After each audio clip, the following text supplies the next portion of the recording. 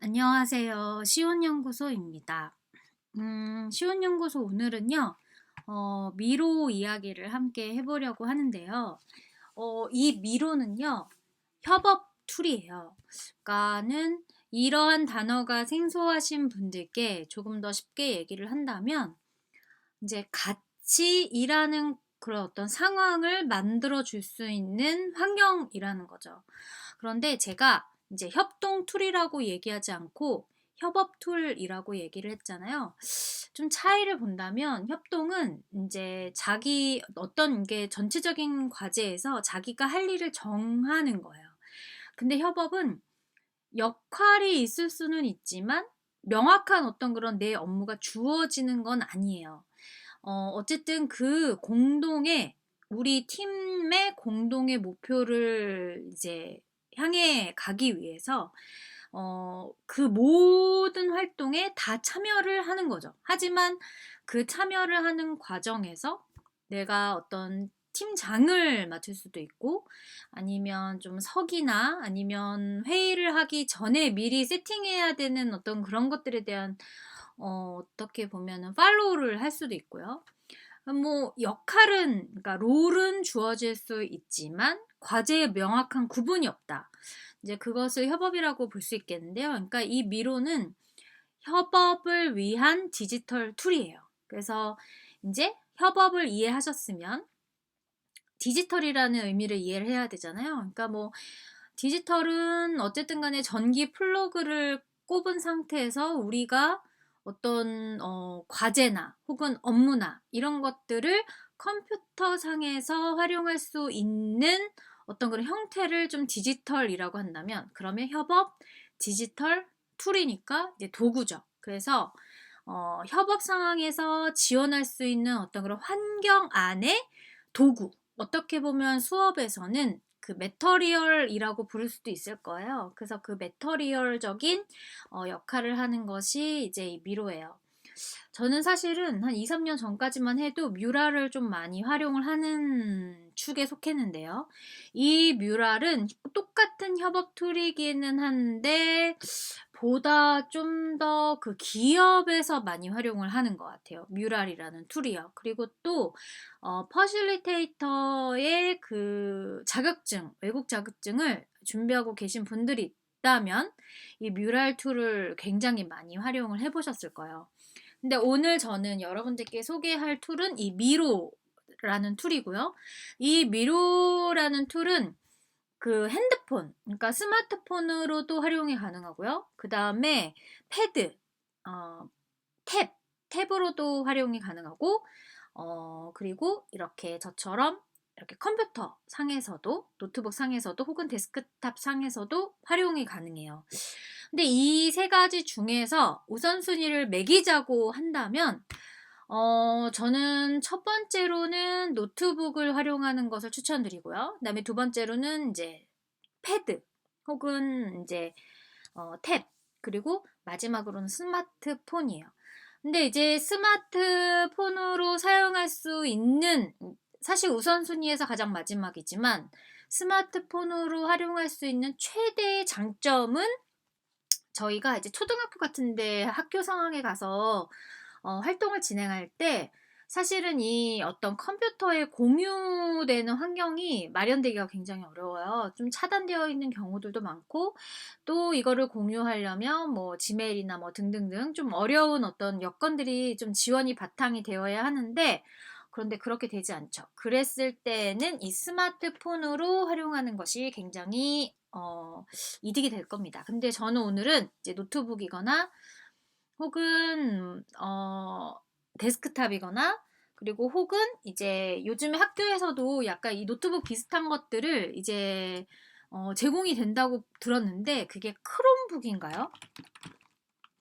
그래서 뭔가 그 제공이 된다고 들었어요. 그래서 아마 제가 알고 있는 게 이제 크롬북 같은데 이제 이런 크롬북을 활용할 수 있는 기관이라면 이제 충분히 미로라는 네, 협업 환경을 디지털 툴을 활용할 수 있을 것이라고 생각을 합니다. 그래서 스펠링은 MIRO 이렇게 되어 있고요. 이렇게 치면은 www.miro.com으로 되어 있어요. 그래서 이 부분을 이제 눌러서 여러분들과 함께 같이 한번 보려고 하는데요.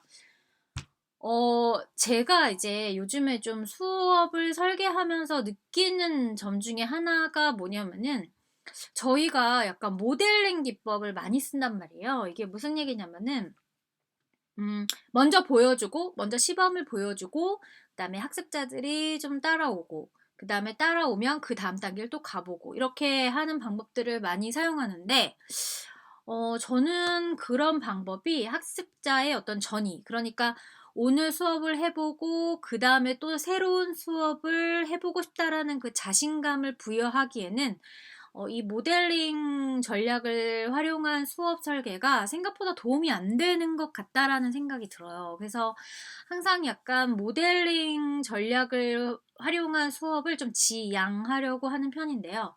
근데 그렇게 하기 위해서라도 사실은 이 미로라는 협업 툴도 마찬가지지만 어쨌든 간에 본 수업을 하기 전에 좀 전체를 좀 아우를 수 있는 그렇다고 해서 이제 수업의 전체적인 뭐 개요나 절차를 의미하는 건 아니고요. 그러니까 그 수업에서 주제로서 다룰 수 있는 내용에 대해서 좀 자유롭게 이야기할 수 있는 그런 환경이 좀 제공이 되고 또 만약에 이러한 학습자의 참여가 좀 이끌어내기가 어렵다면 저는 반대로 교수자가 학생들에게 많은 것들을 풀어낸 다음에 그중에서 학습자에게 맞는 것들을 골라서 그거를 학습자 개인의 어떤 맞춤형으로 자기의 어떤 속도에 맞춰서 진행을 할 때 교수자가 좀 돌아다니면서 라운딩하면서 필요한 부분들을 좀 서칭도 같이 해주고 또 피드백도 주는 이런 어떤 그런 작업 환경 그리고 수업 환경이 만들어지면은 굉장히 좀 좋겠다라는 생각을 많이 하는데요. 일단은 미로에 들어왔고요. 저는 미로에 들어왔고요. 저는 이제 계정이 있어요. 보통 이제 지메일을 많이 사용을 해요. 그래서 이제 가입하시거나 아니면 로그인 하시거나 계정을 연동하시면 네, 이렇게 쉽게 들어올 수 있고요. 그 다음에 이제 미로에 들어오시면은 이제 뉴 보드가 있는데요. 이것도 이제 사실은 뭐 3개까지만 가능한 걸로 알고 있어요. 저는. 그리고 그 이상의 어떤 보드를 써야 할 때는 이제 월 구독료를 내야 하고요. 그리고 이 멤버를 초대할 수 있어요. 그래서 이 보드에서 더 추가로 이제 이게 협업 툴이니까요. 그 한 사람이 그 보드를 만들면 그 보드 안에 또 들어와서 같이 협업할 수 있는 참여자들이 필요한 거잖아요. 그래서 그 참여자들을 여기에 이렇게 멤버로 추가할 수가 있고요. 이 멤버로 추가하는 거는 일반적으로 그 이메일을 가지고 활용이 돼요. 그래서 여기서 보면 invite from Slack, 구글, or 마이크로소프트라고 해서 일반적으로는 지메일을 많이 사용합니다. 그래서 이제 보드를 사용할 수 있는데요. 뭐 이제 그러니까 이러한 협업 디지털 툴을 사용하는 데 있어서의 교수자의 역량으로서 뭐가 필요하냐라고 생각한다면 과연 이 수업에서 학습자 머릿속에 있는 그런 정보나 지식을 이끌어내기 위한 어떤 그런 도구로서 사용을 하는 건데 그 도구를 뭐 화살표로 표기를 하기도 하고 뭐 동그라미, 뭐 세모네모, 뭐 다 굉장히 많은 형태의 그 템플릿이 있을 텐데 그 템플릿 속에서 학습자를 어떤 템플릿 안으로 들어가게 할 건지에 대한 고민이 이 교수자의 가장 핵심적인 역할인 것 같아요. 그래서 이제 그거를 좀 더 쉽게 얘기한다면 이제 템플릿이 여기서 제공되고 있는 것들이 굉장히 많거든요. 그래서 create a board 그러니까 이게 이제 내가 만드는 어떤 그런 하나의 그 환경이 될 텐데 환경이 굉장히 많아요. 그래서 이제 show all을 통해서 이제 들어가서 이제 찾아보실 수가 있는데요. 여기에서 보면은 이제 올 템플릿은 다 볼 수 있는 거고요. 뭐 최근에 제가 사용했던 템플릿이 나올 것이고, 그 다음에 인기 있는 거, 그 다음에 더 블럭을 추가해서 할 수 있는 것들도 있을 텐데, 이제 유즈 케이시스에 보면은 미팅이거나 미팅 그리고 워크샵을 통한 이 미팅과 워크샵을 위한 템플릿 그리고 브레인스토밍 앤 아이디에이션 그리고 에자일 워크플로우 그리고 매핑 앤 다이어그램 리서치 앤 디자인 스트래티지 앤 플래닝이라는 게 있어요. 그래서 사실은 제가 봤을 때 이 미로를 잘 사용한다라는 거는 이 유즈 케이시스에 대한 충분한 이해, 그리고 과연 이 수업 환경을 어떻게 제공하는 것이 올바른 것인지에 대한 구분, 요런 것들이 잘 되어 있다면 사실은 이 미로를 활용하는 게 굉장히 오히려 더 편할 수밖에 없는 거거든요. 그래서 먼저 인제 사실은 제가 제일 잘하는 분야는 사실 이 브레인스토밍인가 그다음에 아이디에이션이거든요. 그래서 여기까지만 인제 같이 보면서 여러분들과 좀 얘기를 나눠 보려고 하는데요. 일단은 미팅 앤 그 워크숍 같은 경우에는 이거를 사용한다라는 거는 뭐예요? 일단은 굉장히 광범위한 그 인바이티드 멤버들이 필요할 거잖아요. 그래서 멤버들을 같이 이제 초대를 해서 그 안에서 하나의 주제를 가지고 이제 어떻게 보면 이제 과제, 그러니까 한 기업의 뭐 미션이 될 수도 있고 뭐 핵심 가치가 될 수 있고 아니면 그때의 그 어떤 주제가 될 수도 있고요.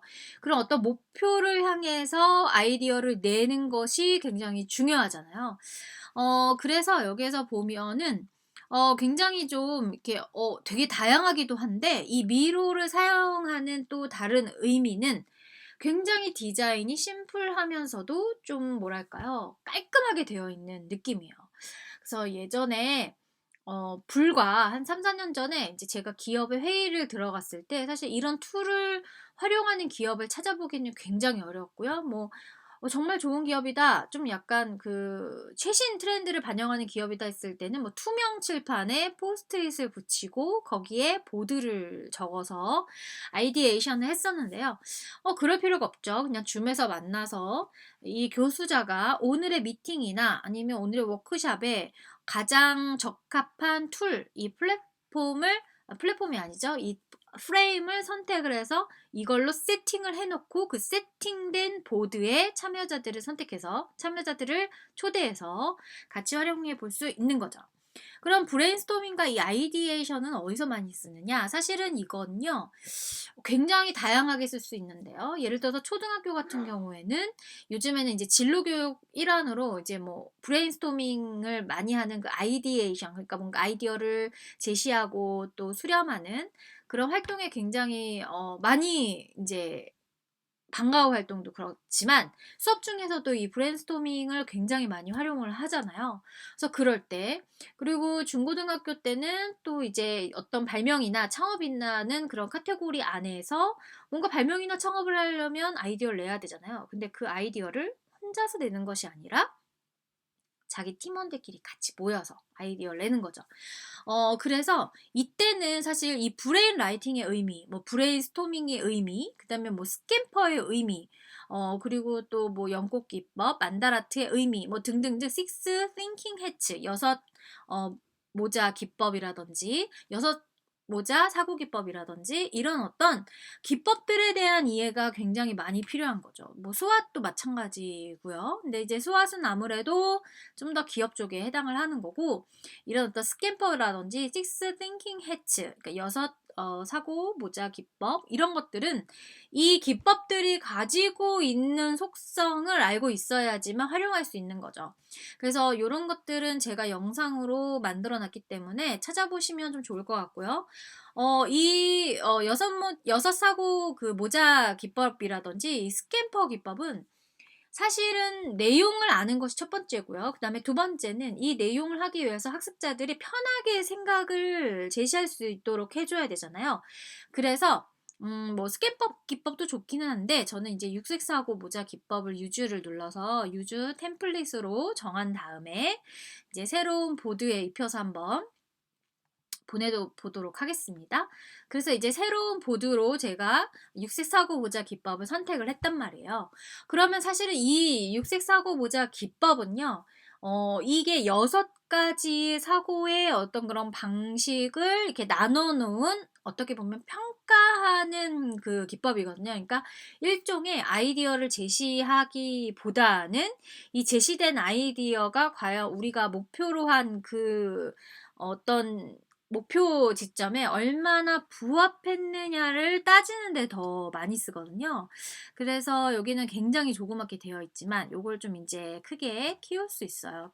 크게 키우고 그다음에 좀 볼게요. 그래서 이렇게 크게 키우면 사실은 여기에 이제 이런 데 이제 보면은 우리가 사실 이거 일일이 하나 다 치거나 아니면 설명을 하거나 이렇게 해야 되는데 이제 미리 이렇게 세팅이 되어 있는 거죠. 그래서 이제 뭐 빨간 모자를 쓸 때는 빨간 모자를 활용할 때는 어떻게 되는지, 검은 모자를 활용할 때, 흰 모자를 사용할 때, 노랑 모자 사용할 때, 초록 모자 사용할 때, 파랑 모자 사용할 때 이런 어떤 등등의 색깔의 모자를 사용했을 때에 사실은 우리는 이렇게 같은 색깔의 포스트잇을 쓰면 훨씬 더 이야기를 하기가 좋고 또 그거에 맞추어서 또 포스트잇을 옮길 수 있잖아요. 일종의 눈으로 봤을 때도 가시화로 좀 직관적으로 보여지기도 하지만 또 그 어떤 모자의 색상에 맞춰서 이 어떤 메모지가 다른 데로 흘러가지 않게 하는 어떤 그런 미연의 방지도 되는 것이고요. 근데 이제 학교에서는 이런 육색사고 모자 기법을 사용한다고 했을 때 포스트잇을 6가지를 또 준비를 해야 되고 그걸 또 떼는 과정, 준비하는 과정, 뭐 이걸 붙이세요, 뭐 이걸 드세요, 뭐 등등 굉장히 번거로운 과정들이 많이 소요가 된다라는 거죠. 그런데 이제 이렇게 미로에 되어 있는 이 플랫폼. 사실은 이 미로는 아무래도 요런 어떤 아이디에이션에 좀 최적화되어 있는 어떤 협업 툴이다 보니까 이런 것들이 굉장히 잘 되어 있어요. 그래서 뭔가 발명 수업을 하시는 분들, 뭐 진로 수업을 하시는 분들, 그리고 또 회사에서 또 기획 같은 아이디어 회의가 굉장히 중요하게 작용하는 부분들, 그런 기업에서는 사실 이 미로 활용이 굉장히 큰 도움이 될 거고, 그렇다면 무엇보다도 이 미로 활용을 잘할 수 있는 그 대장님이 이러한 내용들을 잘 인지하고 있어야지만 이걸 활용할 수 있는 그런 어떤 이게 더 편하게 느껴지겠죠. 사실은 이게 이용하기 편하다라고 느껴야지만 이제 원활하게 사용할 수 있는 거고, 아 뭐야 이건 되게 불편한데 나는 기존의 그런 어떤 막 준비하는 과정, 뭐 포스트잇을 사고 그다음에 뭐 펜을 사고 이런 과정들이 더 편한 것 같은데 뭐 그 과정을 계속 사용할 수밖에 없잖아요. 근데 저는 이제 환경적인 측면도 그렇고 요즘 환경이 굉장히 그 트렌드잖아요. 그 환경을 지키는 그런 어떤 슬로건이 트렌드인데 그래서 그런 부분들을 생각한다면 저는 이 미로가 프리이기도 하고 또 저장하기도 굉장히 쉽고요. 이런 내용들을요. 그리고 또 화면 저장, 뭐 캡처 이런 것들까지 다 되는 그리고 좀 어린 친구들 같은 경우에는 이게 이제 인바이티드 그 피플 멤버들을 초대를 하면 이제 저는 이제 혼자서 지금 이걸 보고 있기 때문에 아무것도 안 뜨지만 여기에 약간 뭐 너구리, 뭐 오리, 뭐 기린 이런 동물들이 막 왔다 갔다 하면서 그 어떤 들어오는 입장하는 순서에 따라서 랜덤으로 동물이 배정이 되거든요. 그러면 이제 초등학교 친구들 같은 경우에는 굉장히 그런 것들을 호기심 있어하고 굉장히 즐거워한단 말이에요. 그래서 막 들어갔다 나왔다 들어갔다 나왔다 막 이렇게 하는 친구들도 굉장히 많은데 이제 그런 어떤 동기부여 일단은 흥미가 있게끔 할 수도 있고 또 이런 포스트잇이 이거예요. 포스트잇도 이렇게 색깔별로 구비가 되어 있고 그리고 이 포스트잇도 이제 크기를 이렇게 키울 수 있고요. 또 포스트잇이 완성되면 이렇게 움직일 수도 있고요. 그리고 이 텍스트도 적을 수도 있고요. 그리고 무엇보다도 이런 어떤 화살표를 통해서 내가 생각하는 게 어디에 연결되는지 이 화살표 종류도 이렇게 다양하게 선택할 수 있고요. 네, 굉장히 다양하죠. 그리고 타입 같은 경우에도 이거는 지금 일자지만 이제 뭐 이렇게 꺾을 수도 있고요. 그리고 여기 이 가운데에다가 이렇게 분류 기준 같은 것들을 이렇게 좀 텍스트로 적을 수도 있고 아니면 이렇게 할 수도 있고요.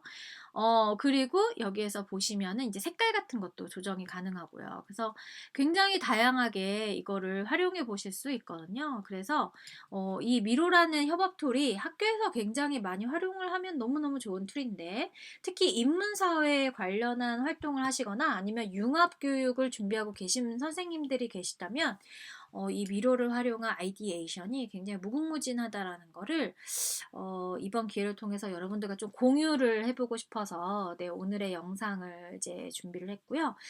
이것에 관련해서 또 문의가 있으시다면 뭐 댓글도 좋고요. 그리고 또 제가 가지고 있는 제 아카이브에 있는 스캔퍼 기법이라든지 육색사고 모자 기법에 대한 아주 자세한 이야기는 거기에 또 수록이 되어 있고 또 브레인 라이팅도 마찬가지고요. 브레인 스토밍도 마찬가지고요. 그런 기법들을 어느 정도 처음에 이해하는 것이 첫 번째고요. 그 다음에 이 툴을 활용하는 거니까요. 모든 것들은 먼저 이해가 먼저고 그 이해를 적용할 수 있고 환경을 더 편하게 할 수 있는 이런 툴을 사용하는 게 그 다음이니까요. 그런 것들을 잘 활용을 하셔가지고 한번 활용해 보시면 어떨까라는 생각이 듭니다. 네, 오늘은 여기까지고요. 네, 다음 시간에도 또 좋은 내용으로 여러분들과 만나 뵙도록 하겠습니다. 그럼 여러분, 다음 시간까지 안녕.